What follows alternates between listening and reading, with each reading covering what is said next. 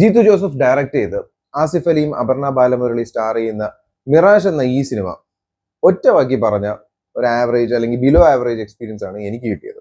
ഈ സിനിമ കാണാനുള്ള main selling point Jeethu Joseph എന്നുള്ള ബ്രില്യൻ ഡയറക്ടർ തന്നെയാണ്. ഒരു ദൃശ്യവും അല്ലെങ്കിൽ ഒരു മെമ്മറീസ് ലെവൽ നമ്മൾ പ്രതീക്ഷിച്ച് പോവുകയാണെങ്കിൽ വളരെയധികം ഡിസപ്പോയിന്റഡ് ആണ്.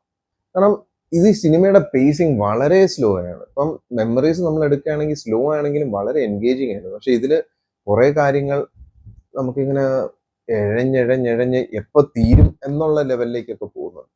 സോ ഇതിന്റെ ബേസിക് സ്റ്റോറി ലൈൻ എന്താണെന്ന് വെച്ചാൽ, അപർണയുടെ ക്യാരക്ടറിന്റെ ഫിയോൺസെ മിസ്സിങ് ആകുന്നു. ആൻഡ് അവര് പുള്ളിയെ കണ്ടുപിടിക്കാൻ നോക്കുകയും പിന്നെ അതിന്റെ ബാക്ക് സ്റ്റോറിയും അതിന്റെ കുറെ മറഞ്ഞിരിക്കുന്ന കാര്യങ്ങൾ കണ്ടുപിടിക്കുന്നതാണ് ഈ സിനിമ. സോ ഈ സിനിമയുടെ ഫസ്റ്റ് ഹാഫ് കണ്ടപ്പോൾ എനിക്ക് തോന്നിയത് ഇതൊരു ജീത്തു ജോസഫ് സിനിമയാണ്. സോ കുറെ ട്വിസ്റ്റുകൾ വേണം, ആൾക്കാർ അത് എക്സ്പെക്ട് ചെയ്യും, അതുകൊണ്ട് നമുക്ക് ഇടയ്ക്കിടയ്ക്ക് ട്വിസ്റ്റ് ഇടണം. പക്ഷെ അതൊക്കെ വളരെ പ്രഡിക്റ്റബിൾ ആയിരുന്നു. ഫസ്റ്റ് ഹാഫ് ട്വിസ്റ്റുകളൊക്കെ വെരി പ്രഡിക്റ്റബിൾ ആയിരുന്നു. അത് കഴിഞ്ഞ് സെക്കൻഡ് ഹാഫിലേക്ക് വരുമ്പോൾ പേസ് കുറച്ചും കൂടെ കൂടുന്നുണ്ട്. ഇൻവെസ്റ്റിഗേഷന്റെ അല്ലെങ്കിൽ ആ ഒരു ത്രില്ലറിന്റെ മൂഡ് തന്നെ മാറുന്നുണ്ട്. പക്ഷെ നമുക്ക് ഈ ഫോഴ്സ് ചെയ്ത കുറെ ട്വിസ്റ്റുകൾ അതിൽ കാണാൻ പറ്റും. പക്ഷേ ക്ലൈമാക്സിലേക്ക് അടുക്കുമ്പോഴത്തേക്കുള്ള ഒരു 15-20 മിനിറ്റ്സിലെ കുറച്ച് ട്വിസ്റ്റും കാര്യങ്ങളും ബാക്ക് സ്റ്റോറീസ് ഒക്കെ പറയുകയാണെങ്കിൽ അത് കിടിലുമായിരുന്നു. അത് പ്രതീക്ഷിച്ചില്ല. ഞാൻ ശരിക്കും സിനിമ കഴിഞ്ഞു എന്നും പറഞ്ഞ് ഇങ്ങനെ സീറ്റിൽ നിന്ന് എണീക്കാം റെഡി ആയിട്ടൊക്കെ ഷൂസ് ഒക്കെ എടുത്തിട്ടുന്നു. അങ്ങനെ ഇരുന്നപ്പോഴേക്കും ആണ് മനസ്സിലായി സിനിമ കഴിഞ്ഞിട്ടില്ല, ഇനിയും കുറച്ച് കാര്യങ്ങളൊക്കെ ഉണ്ടെന്ന്.